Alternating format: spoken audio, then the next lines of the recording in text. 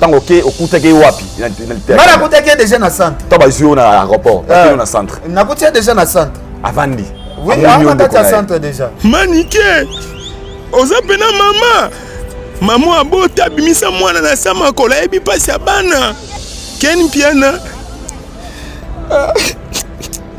ya conseil peut-être opesaka ye soki nayokaki nanga ken nde makambo nyonso ekomelinga na niveau te panza teke bato bamoni aleli manike ozofinga nga neti obota te kote manike exploité ozofinga nga neti obota te na kote nanga akangi akombo ya ken piana apa aleli na ye donc alakisi ke lite akanda aresone ndenge tozalaka na centre aresone ndenge nayebisaka na bimwana mai senga mindele tozonga soki tozongi na biso tokosenga visa lisusu bakopesa biso visa mais lite akanda dossier na ye nde atikala kofungola ngo motu te OK donc expliquer ke nga nakomi pona boye atikala koexpliquer te mais ye azala asenga ken faut supporter tozela après 10 jours batikala na bango bati mabite père place oyo eza place ya faux senga kutu mundele ke nakoka place oyo te bazongisa na bango oyo ke ofanda baplace ya boye ye azala ye trop sir soki asambi makambo na esimba ba conseil nga na bapesi ezaka ya courage nga mpe babambela ye nga barefule ye nga ko basalelanga baémission ebele nga ko nasaleli te yaka na émission mo me nga basalelanga yazala refoulement bien ya kozonga nga azonga ye na nga me bato babimisango ke barefule monoko makasi barefule ye nga so nazonga ye poto atende ti lelo bato na mituna bango bayebika barefulanga fotoke baka ere oza relation na yo na Eric Mandala obanda ozwa bakofi neti bato pamba eloni ezoprouve ndeko na biso Jonathan ke Eric Mandala aleki kofi na la. Comment j'aurais dit? Et si nous posons nos questions, je t'empêche pas de poser tes questions. J'ai dit, écoute, voilà, je t'empêche pas, vas-y. Action ou vérité, monsieur? Vérité.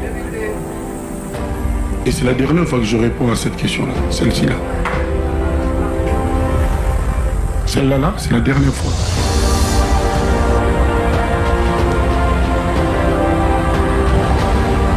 On est en direct. Applaudissez pour l'animateur.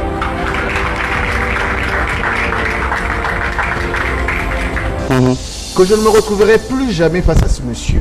Que ce soit même pour $1 million. Peu importe le programme.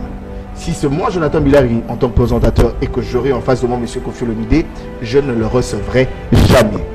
Si demain, Univers Acoustique sera retenté de faire venir ce monsieur-là sur ce plateau, moi, Jonathan Bilari, je l'ai dit ouvertement, je ne le recevrai pas.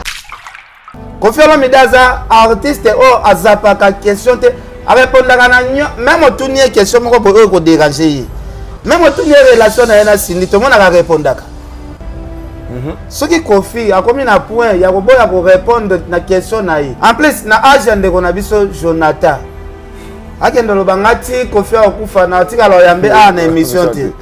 Pozo sala na Univers TV peut-être parce que jusque là et puis à la Koffi Momo ya français de l'action Koffi propulsé mais papa na lobi boy le na Congo na biso nani habite que Koffi a compté parmi batamayele ya makasi na zaki choqué être là on t'avait ta esclave chaque jour arrête de Pierre yokelanga eloko oyo restaurant business class VIP Bruxelles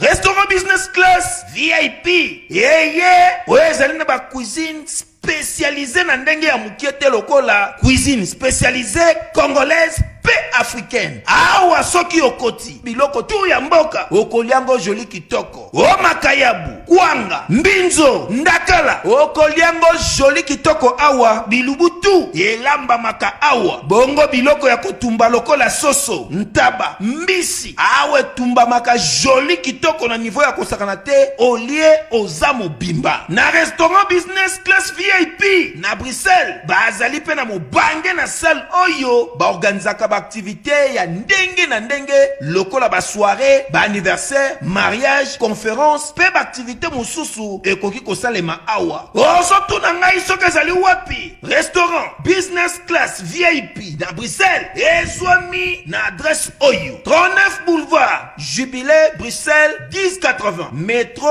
Riboucourt l'une 2 P6 Tram 51 arrêt jubilé. Awa na restaurant business class VIP na Bruxelles. Yango nde nzambe ya babilubu o Italie ba congolais pe ba africain. C'est naturel. Gardez bandi na yo toujours. Placide et Bio, le patron de business class.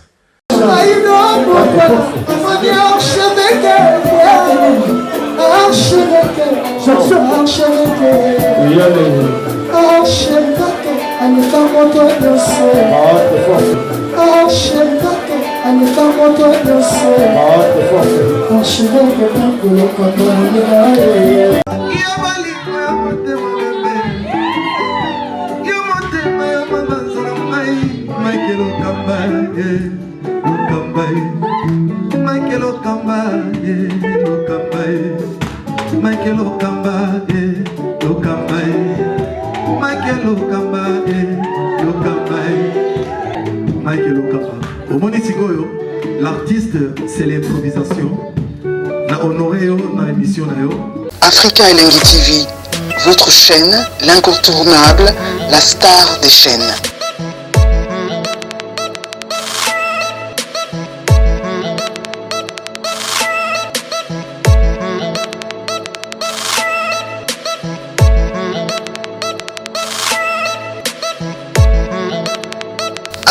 Africa Elengi TV, la magie de l'info.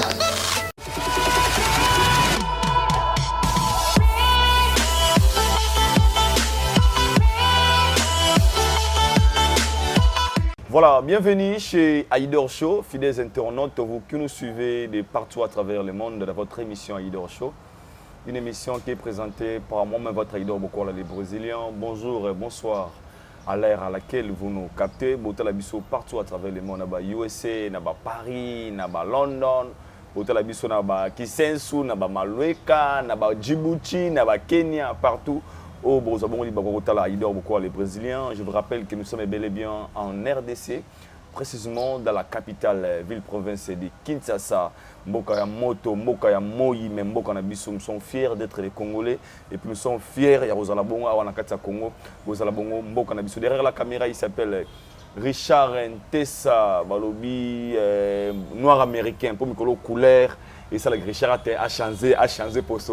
Richard Ntessa, noir américain, c'est lui qui va nous aider pour cette très belle réalisation. Aujourd'hui, j'ai un grand réel plaisir encore une fois de recevoir pour vous un confrère à moi, un frère que j'aime beaucoup. Il dort beaucoup à la Tolingato, Yamaraken et puis Anatou Santarama qui est Ken.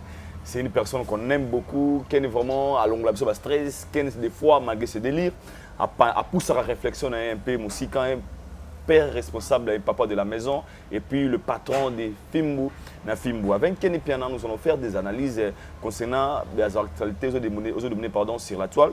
Nous allons parler de cette affaire conflit et Koffi Olomide et ses frères, notre confrère Renaud Tabilari. Nous allons parler aussi à histoire de Kissinjora ou à Tiki Bongo quartier latino. Donc sur la perso, pourquoi pas, il y a Nengen de Ronabi Solité, à Kanda, Azako, Lana Kombo, il y a Kenny Piana Manike, il y a plein de sujets autres. Nous avons quoi aborder juste rapidement avec notre invité d'aujourd'hui. Cette émission fera plaisir comme ça à Madame Lydie Ofula, la grande dame Lydie Ofula. Elle nous suit depuis quelque part. Salutations à vous, maman sociale Lydie Ofula. Et pourquoi pas aussi à Glody Kala, le Spiritas. Glody Kala Spiritas, salutations à toi mon frère, Glody Kala. Il nous suit depuis les États-Unis d'Amérique. Dadi Tembereal de Madrid, mon frère, salutations à toi. Dadi Tembereal de Madrid, de Miguel Boutidou, Koutrofa Miguel, il nous suit. Je vous aime aussi, donc abonnez-vous massivement sur Haïdor Média Télévision. Je ne suis pas déjà sur Richard Pémédé de dire un bonjour et à mon invité. Il répond au nom de Ken Piana Makizembe. Salut le piano. Ouais, Jika. salut, Haïdor. Quinoa. L'aide de naissance. Oh, ouais. Donc, na pesiona mbote premièrement. Merci beaucoup le piano. Na banda mbote mingi na basali ya Nzambe. Na bandina na prophète Emmanuel Dodi. Oya Alexandra. Je reçois Jésus-Christ, mon Seigneur sauveur. Donc, je reçois Jésus-Christ comme Seigneur et sauveur. Comme t'es. Bah, on va tchaka comme. Bah, on kende lifelo. Parce que besoin douter. Vous comprenez, vous doutez dans ce qu'on lobby. Comme on a fait le parce que comme les années toujours douté. Je reçois le Seigneur comme mon Seigneur et Sauveur. Je reçois le Christ comme Seigneur et Sauveur. Comme on a fait le Comment ça? kolongola parce que na oloba mutu nazopesa mbote azaneti Aïdor. OK, il faut que kemba moko ke na pesa ki Aïdor mbote. Soit que yambaki Aïdor. OK. OK. Wana personnellement déjà faut ko enseigner ngo bato eza mabe. Ezaneti ozo douter na Nzambe. En tout cas na pesi mbote na prophète Emmanuel Dodi tozela milulu ya minene oyo kozala le 16 juillet na Fikine et kosala biso toujours bien. Eh bien pardon, excusez-moi na ntovana mwana mukia attends-moi quelques minutes. Obi na ngai obi so lobi na yambi Yesu comme mon Seigneur et Sauveur eza mabe. Comme eza péché. Comme eza péché. Wana selon l'évangile baté bien l'église. Comme eza péché. Ça la calcule bien. Lokola. Donc na yambi Yesu lokola mokonzi mo bikisi na ngai. Lokola wana eza sasa. Esa la ni place wana. Yango so omoni il faut ko zalaka na ba prophète to ozwaka mwa matière moko. Esa la mwa bien. Wana église bino balongola comme. Non, comme eza sens mote. Non, na vrai sens au gocha comme te comme eza de adultes. Ah lokola. Mais dans toutes les églises, le bon, c'est français. On a tout de couti, on je reçois Seigneur Jésus-Christ comme Seigneur et Sauveur. Mais le roi blanc, on a dit. Nazwa Kofi Olomide comme papa nanga. Et là, ça déjà ça papa nanga te. Le faut que Nazwa Aïdor comme master nanga. Et ça na sens mon côté. OK. Aïdor aza master nanga. Il faut na que na dire Aïdor aza master nanga. Na roza te nazwaka Aïdor comme master nanga. Nazana ba master mususu mais yo nazwako comme. Donc faut bana yambi Yesu mokonzi fe mobikisi nanga. C'est aussi pe koloba pe ba rozo sambelo ko suka na neti attaque moko yelio ko suka ba mote au nom de Jésus. Ba Jésus baza presque ébélé. Il faut qu'on complète au nom de Seigneur Jésus-Christ. Parce que ça ba Jésus ba démon et après na ba Jésus mususu ba Jésus baza ya ndenge na ndenge et après na ba Jésus de nyasi bazali so Jésus oyo zolo beleza Jésus awapi Jésus Christ de Nazareth. Faut qu'on précise ka on préciser vrai Jésus. Faut autant na kombone mobimba. C'est pour vous Jésus est Dieu ou bien azamona na Nzambe. Est-ce qu'il peut betara mingi et pas chrétien. Nzambe Jésus Christ azali Nzambe ou bien azali mwana Nzambe. Wana siko ezali solo mo botoko fungwa sujet wana ali solo jour ozazana mosala Nzambe wana siko ko fungolo. On va demander de Dieu. OK. Tozo chance au salam. Merci beaucoup vraiment Ken Peninga to banda boye. Cela montre vraiment que biso za ba chrétien à part mon sœur tout ça oh nous sommes de vrais chrétiens tout ça ba elilingi ya Nzambe. Donc to ebinzela mususuté to commencer à nyonso et pas Nzambe parce que son Dieu avec Dieu tout est possible. Si vous avez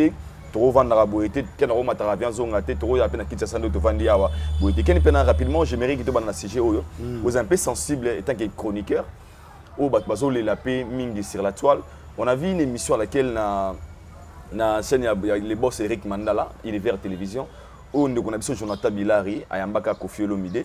Ils ont repris qui m'ont dit cette émission, on a assisté à balancer les bisous et Zaka. Moi, j'ai mon salamara. Comme tout invité, on a droit à respecter coutume et émission. Alors, on avait vu dans cette émission au Kofi Olomide, on a tourné la question, apparemment, il doutait à ça, ok, ça qui peut être bien émission live. Jonathan Bilari, à mon avis, qui manque à respect à l'égard de Kofi Olomide, à l'égard de Kofi Olomide, comment on respecter. Il y a une émission, mais récemment, on a vu une émission hier. Oh, Jonathan Bilari a Kebisi Kofi Olomide. Il a bien dit Abi Kobanda Lelo. Ngai Jonathan a lobby que Kofi Olomide ko tikala jamais ko les sur émission face nanga. So qui va bengi son à Univers Télévision. Ba on obligé ba zo inviter un journaliste mususu ngana ko yamba ote parce que ozana respect nanga te. Faut respecter ngana respecter bat mususu. Yo comment trouver na réaction à Jonathan Bilari? Il a raison parce que Kofi lui a manqué de respect ou bien il a tort par rapport à se dire à l'égard de Kofi Olomide. Ouais, merci Aïdor. En tout cas, premièrement, nous, na félicitons Jonathan par rapport à l'intelligence à vraiment, ce qui a fait l'émission au santé et pénal garçon, na bagage il belé vraiment ma casse. En tout cas, félicitations à nos parents nae au basala azala nengaza. Donc il y a ça garçon moko boye abi deuxièmement abi musala na très bien. Mais koyeba musala na kozala soit l'intelligence ebele. Il faut au bac ça moi mukepe sagesse na savoir vivre. Vous comprenez savoir vivre eroza nango te okoza na ba mayele nyonso to ya ndenge na ndenge eroza nga savoir vivre ezaneti intelligence ezaneti moi manque intelligence moko boy. Donc na lo bande ko na biso avec beaucoup de respect on appelle ça rande ko na Jonathan. Il faut apesaka ba mon mususu o ya koloba. Invité à obligé ya ko répondre na question nyonso o yo poser te. Nanyangwa ebité que lelo ezana musicien wazala facile ya ko répondre na ba question nyonso tout na mboka na biso nanyangwa ebité que za Koffi Olomide. Koffi Olomide aza artiste o azapaka question te a répondre na même otunie question moko bo ko déranger. Même otunie relation na yana sindi to mona ka répondre. Ce qui Koffi a commis un point, il y a répondre à la question. Na éviter question ngo ezala nini ko atuna Zaki j'ai il faut le vrai ou faux. Pour je m'en est pas vrai ou faux so bi oui ba tu le bon muzaka ba question pour champion mo boy. Le rubrique mo abonga Koffi ka mona ngondire alobi ngo trop Koffi abi na lobi ngo ya suka na lobango souté. Mais c'est normal parce que ya ki ndebo tuna makambo ya yeli ba rubrique yana peut-être azalaki mieux préparé dans ngote. Moi quand na kacha ba rubrique wana okotombe pe na piège mo boy. Donc ce qui Koffi peut-être et ça lié bien à lobby déjà trop. C'est que la kisike a répondu qui déjà na kacha rubrique. Rubrique ndesko eke mulai. Na bité mabe nini o Koffi a lobby. En plus na agenda ko na biso Jonathan. Akende lobanga ti Koffi okufa na tika lo yambe na émission ti. Pozo sala na univers TV ou peut-être parce que jusque là. Et puis abi à la ça Koffi Momo en français de l'action Koffi propulsé. Mais papa, na lobi boy, Léona Congo na biso, nani habité que Koffi a compté parmi batamayele ya makasi. Na zaki choqué être là. Vous avez ta esclave chaque jour. Chaque jour. Est-ce que tozu pena maele ya Koffi, tozu maele ande ko na biso Jonathan. To ignorer maele na été azape maele. Mais ko zo pena capacité ya maele ya Koffi Olomide. Koffi otoyebi. Ozune ko na biso Jonathan to sala ngo comparaison pe Koffi oti lelo depuis to ebi Koffi ti lelo asala toujours be exercice ko beta scrap aneza exercice mobimba so beta ngo chaque jour après Jonathan a expliqué biso que za na momoko boy Koffi ayeba kité mande na lakisi mais na bité soki to ya TV ngo pona ba inventaire aboy. Na désolé azan de konanga confrère nanga na ta ya ko critiquer te mais na loba oeza essentiel que a contrôler moi ba mot parce que y a ba musicien oye a ko exploiter ba mot na ke na la ki c'est mon boya français c'est que un jour peut a ko exploiter même mes paroles et c'est pas oise quoi parce que na mboka na so bata mayele otoyebi ya mayele fort na ba musicien et ça oise quoi. Et ça fait une action Koffi Olomide et ça n'a bourron pe la wana bomona kana. OK. Na lempe la pe za mayele fort. Na Blaise Boula. Ba 5. Na Blaise Boula. E ozolo bobi na corriger Koffi. Enso na ba kombo to tangi nyonso wana. Peut-être Koffi a l'équipe to nyonso na mayele. Le loko to congolais nyonso to lo ba Koffi so kan ya postuler na liste ya ba président de la République. Ouais. Tout le monde est d'accord que Koffi a postulé tant que président de la République. Tout le monde est d'accord que niveau na yezo mérité ba place yana. So un certain Jonathan, oyebani pena noté pose ça na univers. Mais abi ki ba pesa Koffi Mongo ebele avant émission on a dit qu'il fallait respecter abi ko pesa Koffi Mongo ebele, il devrait respecter les lois ya émission. Mais na lobi boy Aïdor. Ouais. Shalom, c'est Papa Moïse prophète. Il y a église Hosanna. Na ye kopé sabino message de l'eau pour ba oyo bazala ba blocage, ba limitation, ba mari de nuit, ba esprit de mort, ba maladie oyo et si la kate. Mais mingi nazana besoin ya ba oyo ba tambola partout. Oyo ba luka ba délivrance, oyo ba mata kutu ba vio pour na luka ba délivrance et simbate. Nazana na besoin na bino boya po bobika po ite ngonga na bino ekoki awa babenga ngo terminus awa ndezali sika ba démonio surtout basukaka moto moko na ya awa te azwa délivrance ka bika te na sala mate bango nyonso surtout babika avant kutu boya bofukama bosenga Saint-Esprit ala kisabino soki papa Moïse azali ya ye ou bien ya yete ako répondre bino tout de suite bokota na YouTube bobeta Papa Moïse Prophète TV boko mona ba témoignage ba belé oyo babika déjà oyo basala na kumisi nzambe ya ozana na kumisi nzambe papa Moïse kwa bikisinga na maladie estomac na banda ko souffrir mingi na estomac ezaki soki kanginga nazo lala te ezosala pasi tina mukongo moto ezobimangai kolia mate supasi babilo musuko lia ngo très difficile depuis papa Moïse abondela pona ngai nazwa kimia nzambe papa Moïse asalinga minene abikisinga na estomac na melaka lisu pantomètre te na bwaka ba pantomètre.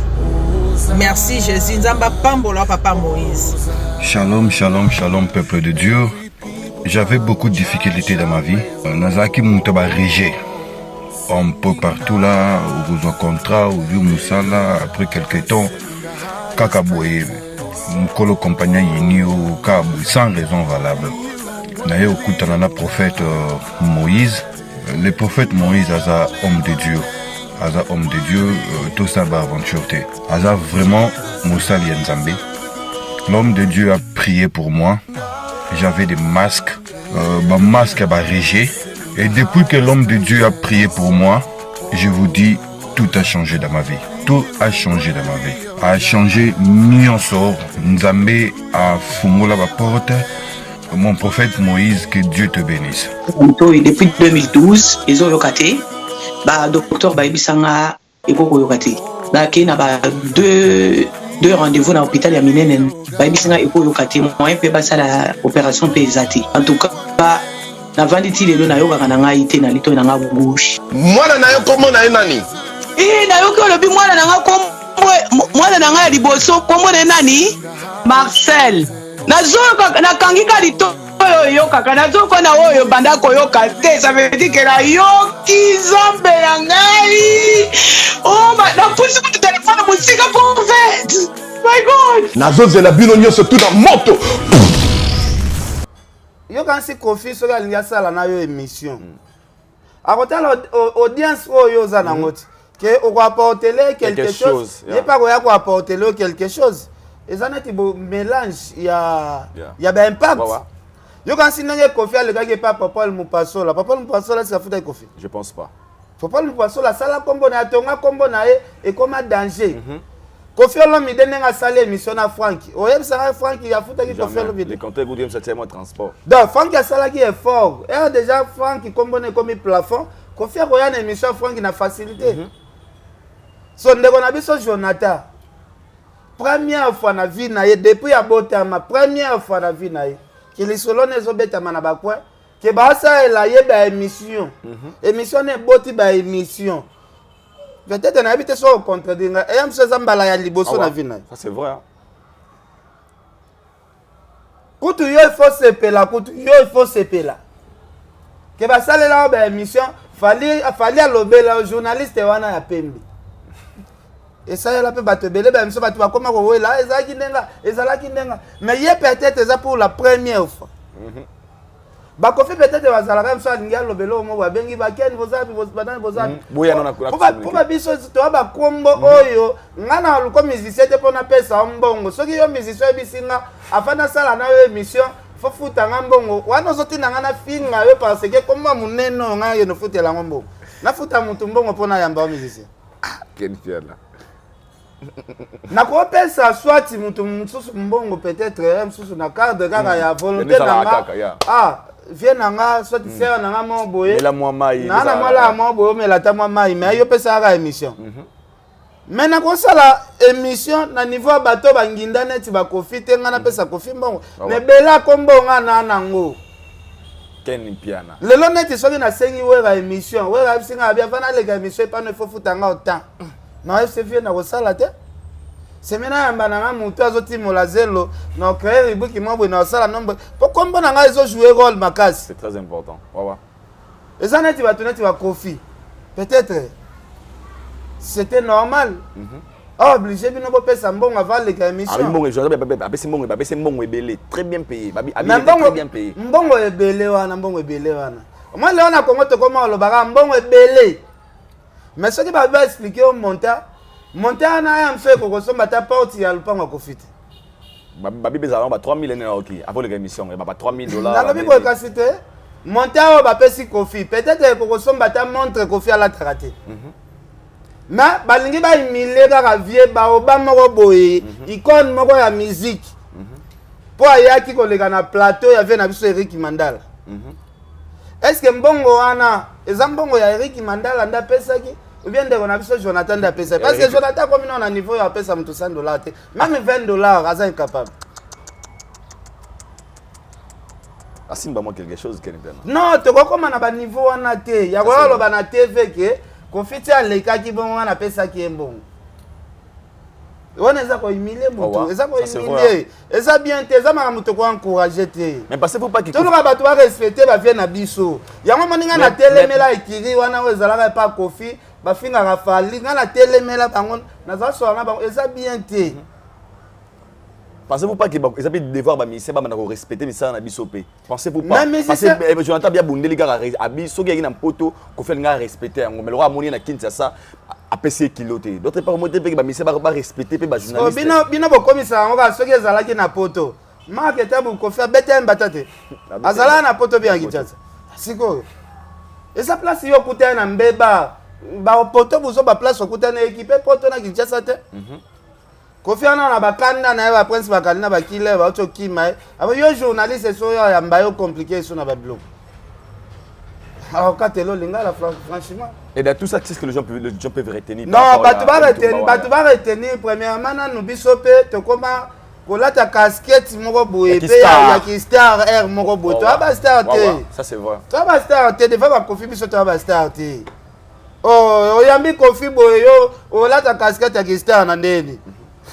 Oza sal moko yo sotondisa jamais vieux akomi benga star na Congo na biso depuis bandezaka azak la beta star de martyr que événement moko boye ti j'ai été le manakati ya stade batu pe ba yé ba futi ba billet pe stade plein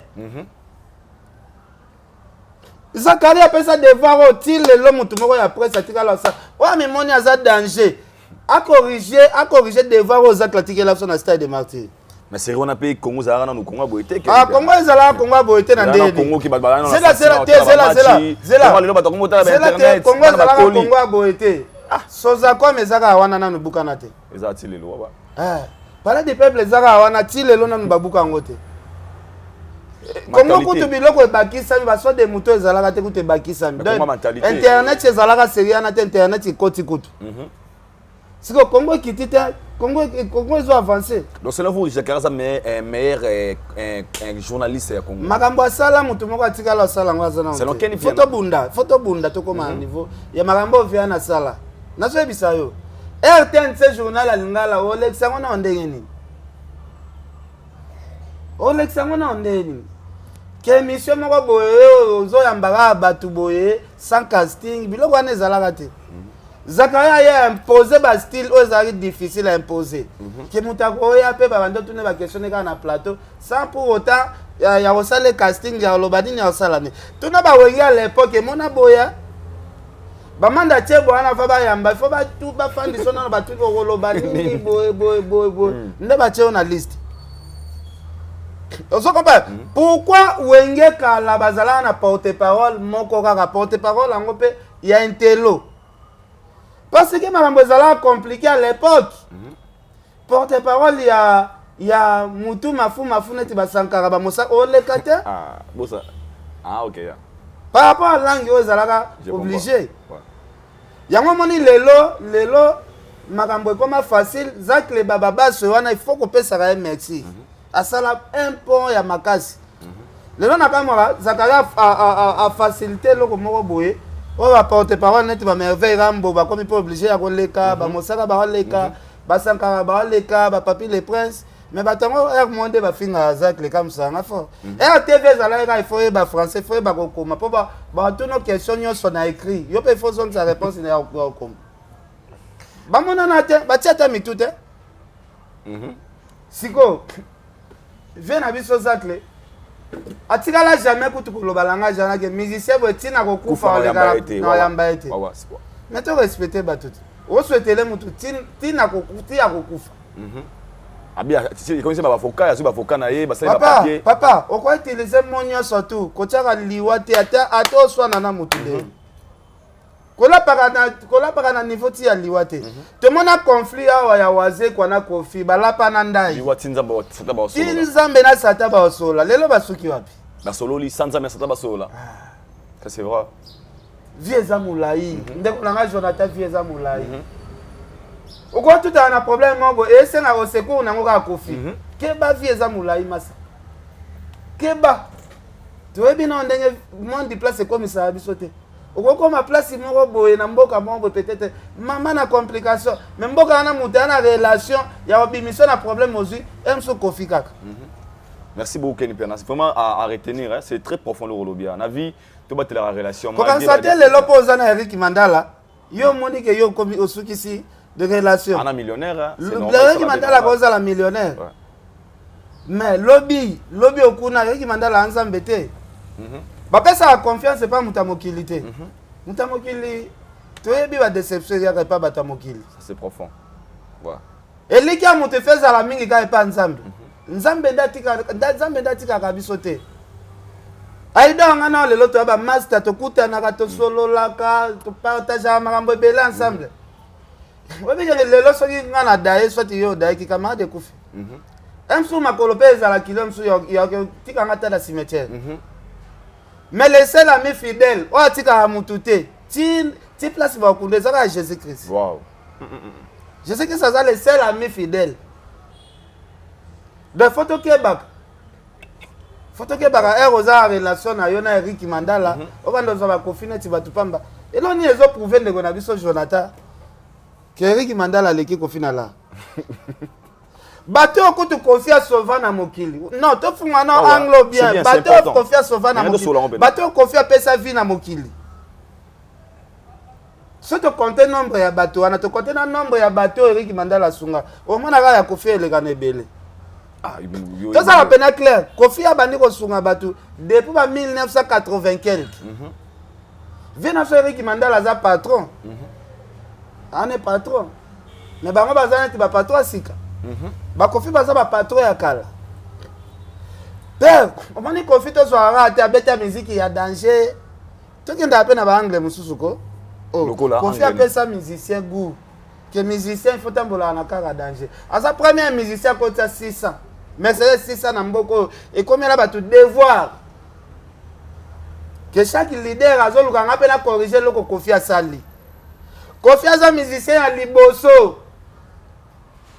Mon frère, tu as mon frère, il quartier à Banzambe. Il faut la riche, ce qui est en déni. Pour ça, autant on a mon frère. Quand fait musicien liboso, tu as parlé à mon frère. Musicien liboso, après je vais yesim. N'habitez ce qui osent comprendre. Très bien, Kenny Pena. Quand fait un musicien liboso, on a continué la socaro Jaguar, on a mboko. Jaguar, on est comme un punition, un musicien, tu as le Jaguar. Quand fait un musicien liboso, tolongo la bavio ba kufa na bavio ba pema parce que bavio tabula ibazate tolongo ba na ba discussion confiance à muto boso o acha défi ya ko beta ba sala minene sal nini ya munene o kofia beta o musicien mo ka Congo alandate parce que kofia pesa devant so ka beti sal bo musicien nyoso to amona pona confirmer fona beta sal kofia beta ki so muta munene bongo muta munene bongo mutu ya munene bongo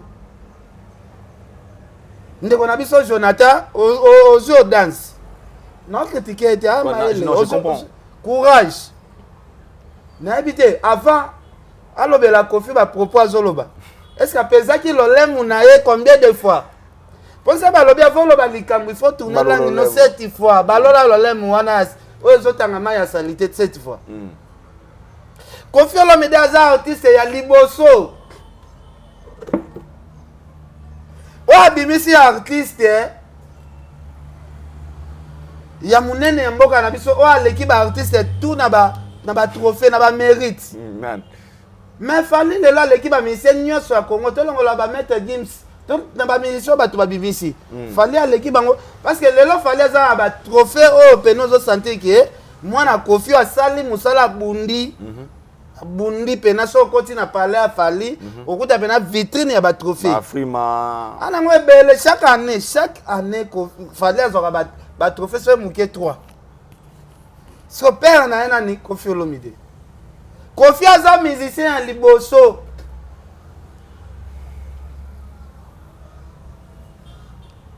oyo abimisi mwana maneke ya grave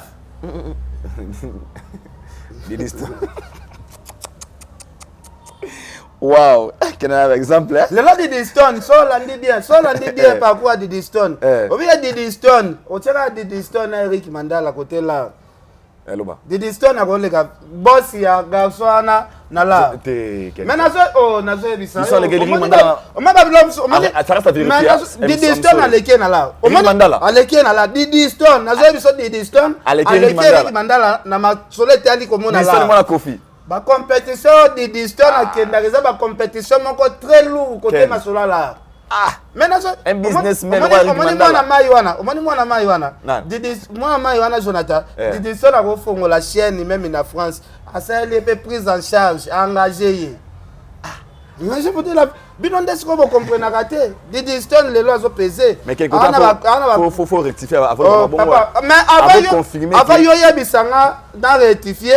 Il faut compte Eric Mandala les a combien? Il y a des distances les a combien? Avant on stopper na bongo te. Et on na ba enquête na ba vérification na na sali. Des distances on hôtel émission nande ko na biso Eric Mandala côté man. Distances moi la Kofi. Mais peut-être yo mon ara des distances a défilé Olandela ke na succité. Alors vérifier. Moi na mai wana za na lar ya defate na minicho Diddy Stone na mbongo ya defate na minicho aleki ba star ebele omona na Kongo na bala lokola ebele yo ba koshanga la défiler ya ba 1 million de dollars te ba combien ko manipuler. Mais yo siko avant oya sur deuxième émission il faut vérifier après oye to ça la deuxième émission comment on appelle boye Diddy Stone lelo na père na mo kuta komi na doute que à l'équipe on est là. Mais faut la source. Ça reste à vérifier. Diddy Stone na minute on a Kofi. Ça langage que lui bien. Kofi am so télé mais sous na moi net. Ça reste à vérifier. Lucas on vérifie. Na outil poto.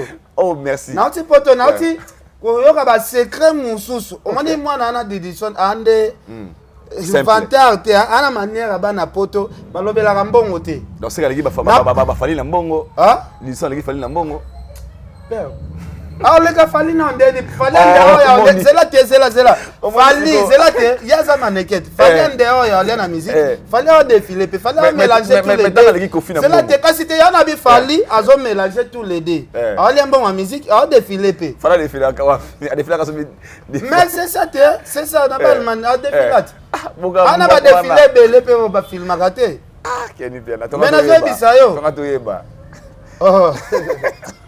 Azo bisayo.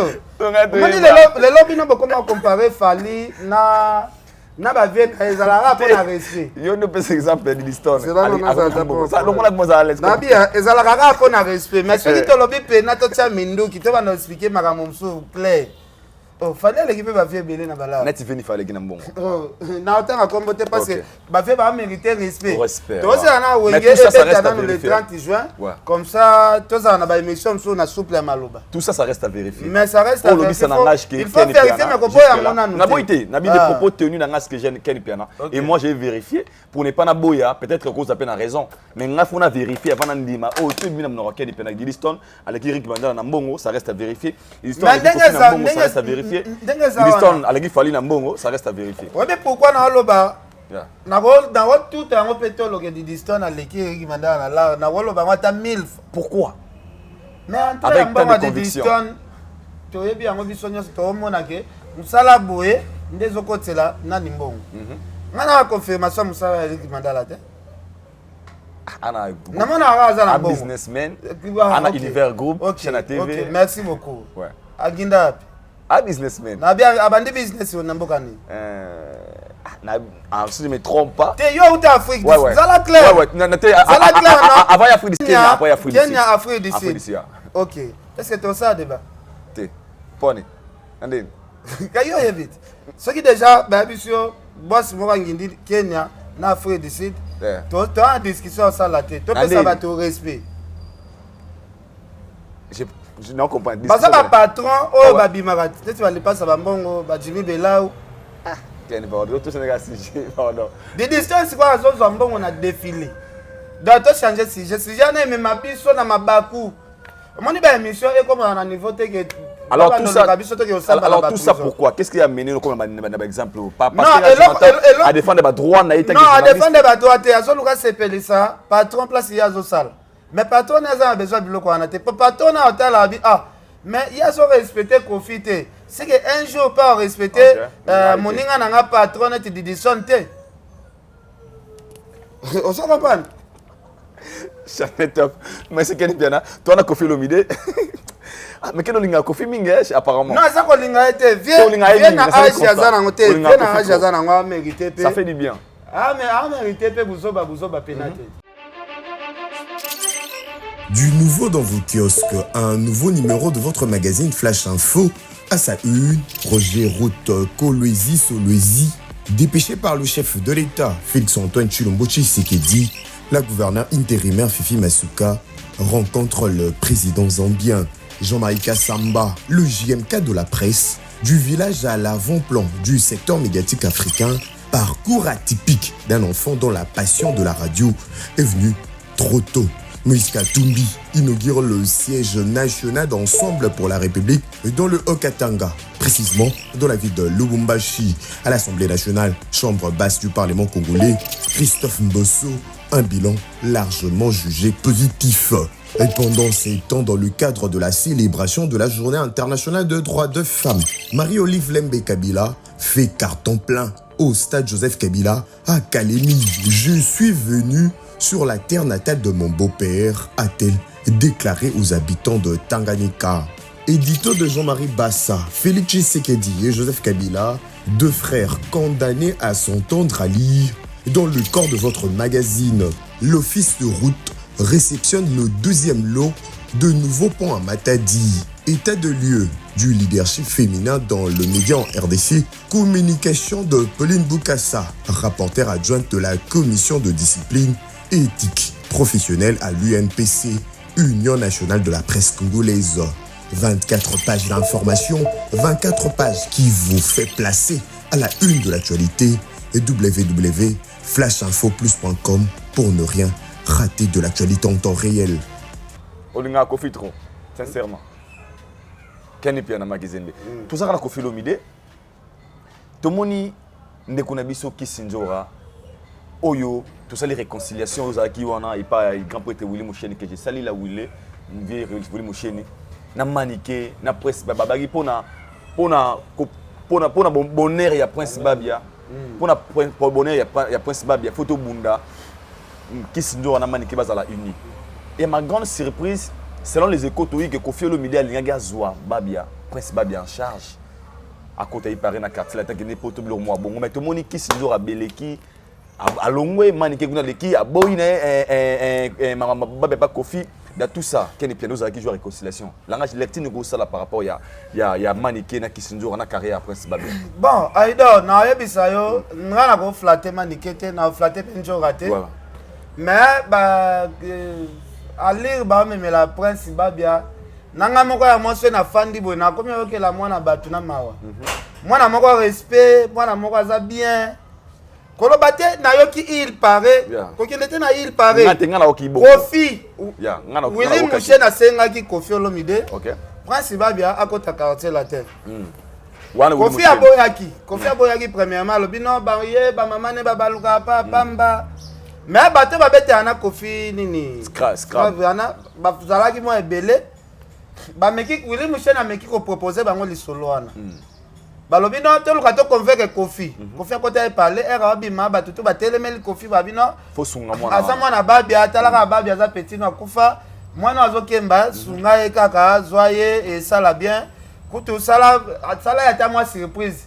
ata tourner aux États-Unis oyo cha petit na liste betisi ata moi tourner aux États-Unis ko sala bien Kofi andimi Kofi abengi Prince Babia basololi Prince Babia lobi naza d'accord papa ngana afanda boye basololi na Prince Babia ye moko Kofi Olomide mais oui ya Willy Musheni abengi Manike Poitou na ye marambu ya Prince kokote pa Kofi ndenge basoli Manike abisi ya Willy Musheni zela na ko répondre on a réfléchir nan rendez-vous ya Prince Babia na Willy Musheni na rendez-vous ya Prince Babia na Willy Musheni kwa même pas Kofi Olomide neti lobby po ba kende ba officialiser vidéo salema eza neti lelo boye ba guerre bandi njora Manike basangani allez ba grenade chez Kofi Kofi Olomide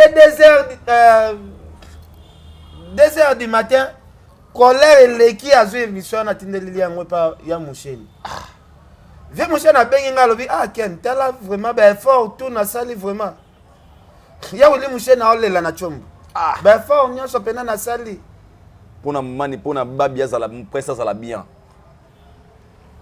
mais esala nga pasi bon nga moyena kota makambo yango eza te za mambo ya famille ya bato mais nga moyena kota yango eza vraiment te mais nga alingaki nde baluka ba sauver ka Prince batala nanu place au intérêt Prince eza totika na to déranger na place au te parce que Prince Babia zalaka na pas héritier à l'aise mais cause ya kolonga ya Prince Babia pas héritier mokili mombe yebi lelo Kofi azwaki Kofi a des États-Unis kalate Kofi anga kina Prince Babia États-Unis na liste déjà pour aller à même États-Unis mais des après ba projet tout et qui na mai que bientôt retenir ni na makambo nyonso non nga pour la carrière après ça va retenir les ana ngote nga moyena chama lobeza te ezaka famille bato te otala ndenge ezokindi po nga na regarder relation nga bien na Kofi na regarder relation nga bien na Kisinjora na Manike dans makambo na bango vraiment etali avenir ya Prince na bando kota ngo sumingite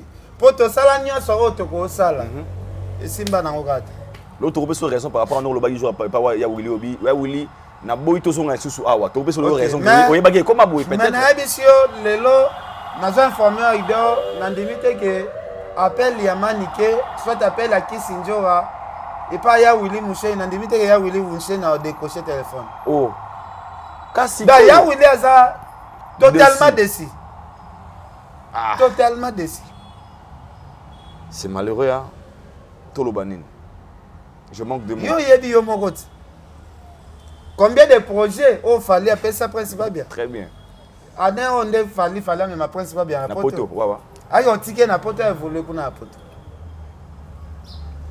c'est malheureux botala masusi boza na souci ya mona azana pour sa carrière to telema gi pona yango to profiter gal si ko to yango Kofi Olomide le trop bani après comme to beaucoup na sujet suka le trop bani ni décision ya Kisinjora o ya lobiki mina amipesi en 100% dans l'orchestre ya héritier Watanabe. On a vu dans une émission Lekina Shadrack a confirmé que banda lelo a ko banda sur ko lobela makamba Kofi te et puis nengo ke les États-Unis bongo a ko kata maturo mukadi OK na kota wata. Bon, côté la relation ya Njora na Kofi, ezaba relation mo ko ta ngo pena lo ingete. Oh, omoni Kisinjora zala ndeni, Kisinjora zala ko beba na Kofi ya chrétien ye. Mais ce gars qui matanga moko boye na famille ya Kofi, de place que va yeba ye bolingo eza. Ezali. Parce que Kisinjora auto zonga et pas Kofi. Webi na okazoni. Oye zonga Njora et pas Kofi. Matanga ya. Te matanga mama amite. Bakanga Kofi na parki ya Gombe bachaka ba kraka. Oya. Dès Kisinjora sikwa sala vidéo alela. Kofi munene boye. Mboko bolingete Kofi chance no nationalité. Relation na bango zonga bongo. Tellement Kisinjora abosa na kana makambu noki. Mopa opaza na esprit ya olimbisa. Donc ça likambo boye moye to kotango ya te total la ndenge ezokende. Mais ndenge na ebeli Njora na vie na ye moi ben antecédent bolingo mo boye zala kana ya makasi. Ata ba bebani na bango. Nga na mona liloba na otiate po. Ba bongisa na bango. Héritier zo meme États-Unis. Mon père opère zoya na États-Unis ba musicien. peut-être bakutana isusu raconte oyo héritier tout un taki Njora na JB même sous ya Kofi na Njora et que le sait même sous des États-Unis. Donc côté wana il faut pas côté qui songi parce que toyo tikala na soni. Donc ngapo nanga kisi Njora oyo nyosa koloba. Na nyosa koloba te etalinga yi te. La décision na ko sala pas wata en trempe. Ma etalinga te. Wata pas za otise misia munene. Siko il faut yebango très bien idor. Wata pas osepelate ndenga zana Njora za na conflit na Kofi Olomide parce que Wata solaka bien na Kofi Wata solaka bien na JB donc omonite Wata sali effort ya koma rankini wana ya JB ndengela Wata za so devoir wana lisusu ya koboma lisusu moto oyo ezoluka epela entre Kisi Njora na Mopao siko mutu oyo ifasa la prudent eza manike nda akwela na libula moto oyo ezanga bénéfice à la position T. On sait pas hier on zinda na libulu ya moto oyo bénéfice ezate. Ngandeni. Parce que Kisi Njora hier on sala makambo ba bénéfice eza. Pas Wata on vivrait. Et pas Wata. Ah, on appelle la cari pareil, c'est nos échos. OK, siko Wata era otala bi ndenge na Njora soki azofinga Kofi. Ezala ntinga mtu na otinda yi. Wata luka boma moto. Wata boma moto Kisi Njora azongani na vie na Kofi. Koto manike yo so BBC. Nani azali perdant? Manike. Yango na aloba manike il fallait atikela Kisi Njora sala makambu na ye na ndenge na ye. Yakotane yango te. Il fallait garder silence. Fallait kotane yango te. Asala barando nenga sala na ndenge na ye. Atika pe Njora na makambu na ya ye. N'habite soko so na lobi ma be na mon frère. Non. Olimbisi nga vraiment parce que yo za sage. Osoli bien. Merci beaucoup Kenny Piana. Toko masija suka. Mais va yango remarque muke. Natona ba commentaire. Na bene bandeli awa. Ton olobara. Batata la côté comique, té côté ni. Wa lomo dégager à 4 nous a un peu sagesse. Au défendre ba valeur, na ba vérité a. Vous avez pas vraiment so talio à tout ce que ça va tout moza côté le monde vous vrai. Na lo ba moi fois mon frère. Na lo ba moi haute voix quand je vous reçois. Tu as bien parlé ici à Jonathan Lilari au Téléméliango. Mais une vidéo au man qui a tout ça dernièrement na chaîne na Yona Valdi Tambo. Au bakba occupé passe ba week-end. Comment tu peux permettre à Maniké de passer na chaîne na yo? Il y a tenir ba propos à l'égard ya Kofi Olomide o esungi bande communauté peut-être. Que la façon dont Maniké a traité Kofi babi est-ce qu'il est important que l'émission ait les Kapenza? Je sais pas, classe rapidement. Mais Aïdo, on a kokata ba sentiment mututé. Okokata ngwa le gagne pe na chaîne mususu. Ah, yeah. Waneza ba sentiment ozo bima na mutema na yi. Nga ba sala pe mission nga zala ki na te pona coacher mission. Ouais. Eza émission na bango ba sala ba briefer mam na bango na bango. Ba briefer magam na bango. Valdi azala journaliste ayambi Maniké, c'est tout. Maniké tenir Italie Maniké aza mineur te. Eza pe bala liboso te peut-être a cracher les sur Kofi ou bien cracher les musiciens. Ouais. Yé mo se sentir les na marambo na ya yé po loba. Ki a sepeli na été moi na okene kuna te. Etalinga siko nani?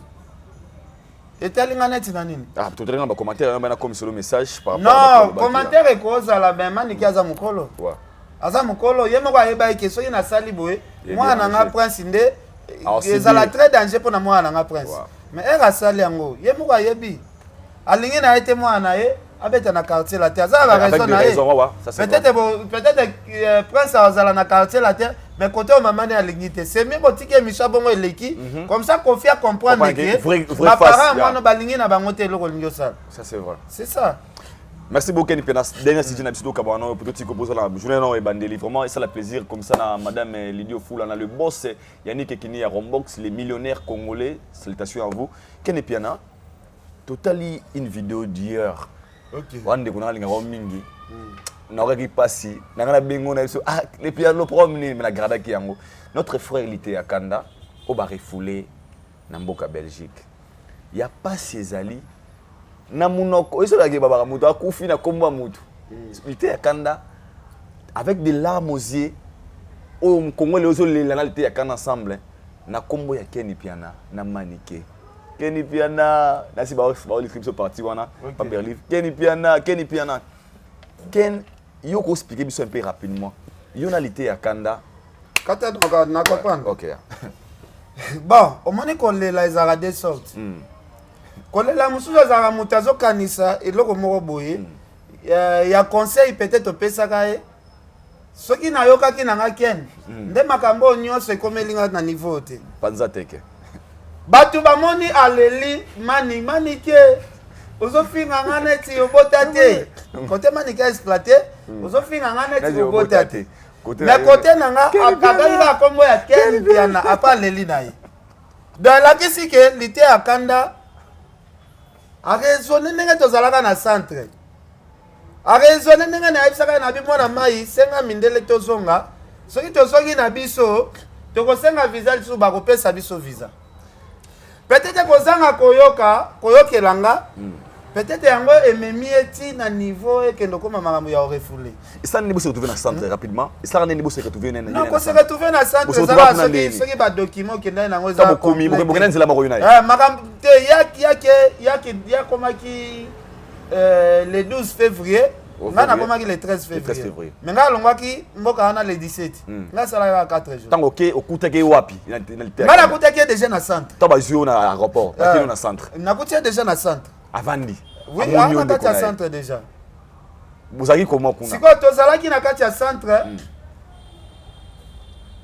lite akanda nga nayeba eteke lite akanda aza na centre namoni akomelingaka bonjour yaya nga mpe nakozongisele bonjour nayese nabi nga naza na Belgique na Belgique mbama lite akanda mpe akomelinga bi yaya nga mpe naa na Belgique wana yebi teke ana centre yeba yebi teke nga na ana centre nabi nga kutu bakomplike nga batienga nao na centre moko awa naozela nanu anatanda soki baobimisanga ata après 2 jours nayebi te me naza nanu mbala moko abisinga alobi mais seke toza nao place moko ti azwi akangi fenêtre na ye photo parce que bafenêtre ya centre eza toomona ndenge bavole nyonso ezokita biso tozalaki place bavole ekitaka so photo atindelinga nga mpe natindeli ye photo abi mais toa place moko te nde toyaki kocomprendre ke toa place moko nde soki tobandi kosolola topesana baconseil mais ezalaki ya mwa soki bobimi bopemi wana meme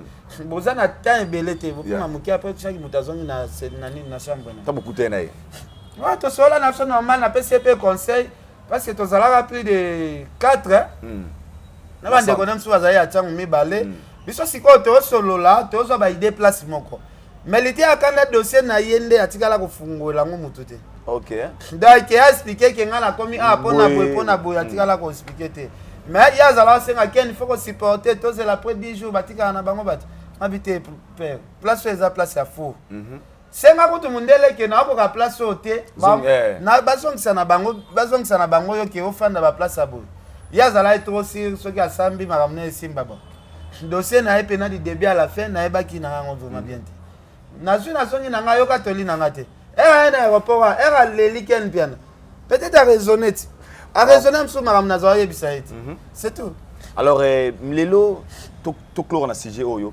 lite akanda etaki un artiste auti poto barefoule azongi avec de larmes wana azolela wana mingi bainterprete yango na bandenge ebele mingi balobi est-ce que ezalaki important akoma niva kolela kobakene ti ondire vine suki ou bien na angle mosusu par rapport à la réalité kene mpe na yo peut-être ozwaka mwa info na Congo awa yango ozongai na facilité mais ye nde alobi bien ke famille pasi ye nde mikonzi ya famille nalite akanda simba mpe mola mon frère tozala mpe na clair lite akanda aza parmi bato ya bapasi soki andeni ete ya Kinshasa tozalaka clair peut-être azala préparé ka avenir na ye ke ndenge ezalaka na Congo soki moto mosusu impact esili okosila mpe na ndenge afo okozonga mpe bavia bampiaka mosusu azala préparé ke ofanda nde na poto côté wana c'est normal mais koloba lite akanda awa azali moto ya bagalere ye moko confirmé na télévision wana chaque moto ayebi ndenge avivaka mais nde namonelaka ye na makambo oyo azoloba naamona yango ya des choses différentes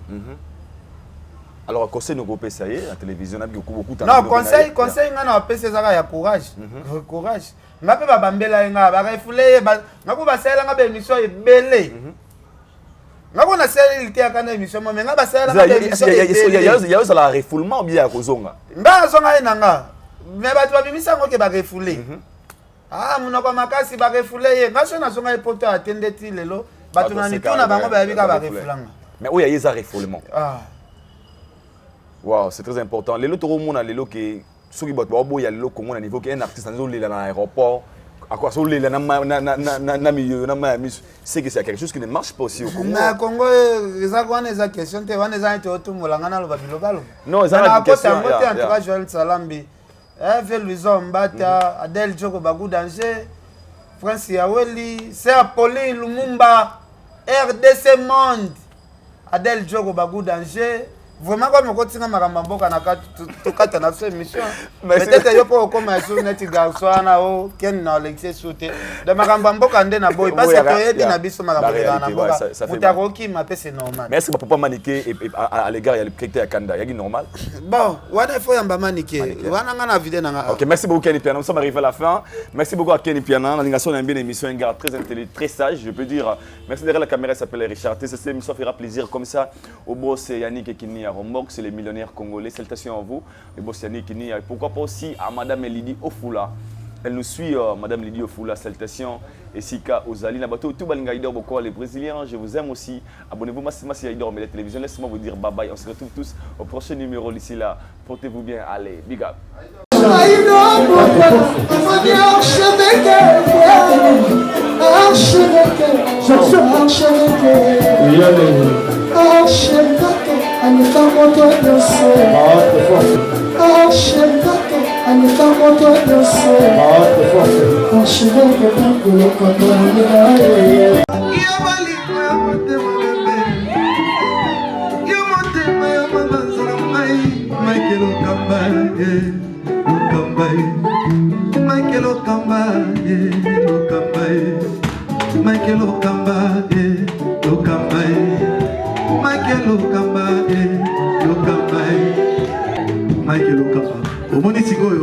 L'artiste, c'est l'improvisation. La honoré dans l'émission. Africa Elengi TV, votre chaîne, l'incontournable, la star des chaînes.